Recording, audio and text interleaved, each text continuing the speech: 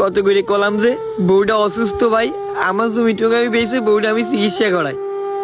এই তুই সকাল ধরে এই নিয়ে ঝামেলা করতেছিস, তোরে কলাম না আমি বাইসে থাকাকালীন এই জমি বিক্রি করতে দেবো না? আব্বা কি হয়েছে কি? সকাল তোর সাথে কি ঝামেলা বাতাচ্ছাও? শুধু দুই ভাইয়ের কও, ওর ঘর মর শুদ্ধ ভেঙে দিয়ে আসতেছি। এ হবি এ ভাই, আমি না ওকে কোলে পিঠে করে মানুষ করেছি, আর তোরা করছিস আমার ঘর মর ভেঙে দিবি? আর এটা কিডা? আমি তো চাচা, তোর বাপের আপন ভাই। অত চাচা মাসা দেখার টাইম নেই। আমার বাবার সাথে ঝামেলা করলি চাচা কিডা? চাচা মাসা চিনবান না।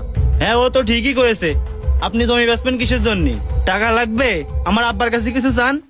এ ভাইপো, তোরা কিছু জানিস না, তোরা কথা বলছিস কেন? তোর আব্বা আমার 5,000 10,000 টাকা করে দিতে চাচ্ছে। ওই টাকা নিয়ে আমি তোকে চাচ্ছি চিকিৎসা করাতে পারবো না, আমি কোনো কাজে লাগাতে পারবো? এই 5-10 হাজার টাকা দিতে চাইছি, এইটাই তোর কপাল ভালো। আর তোর এই জমির মালিক তো ভবিষ্যতে আমার 2 ছেলেই হবে।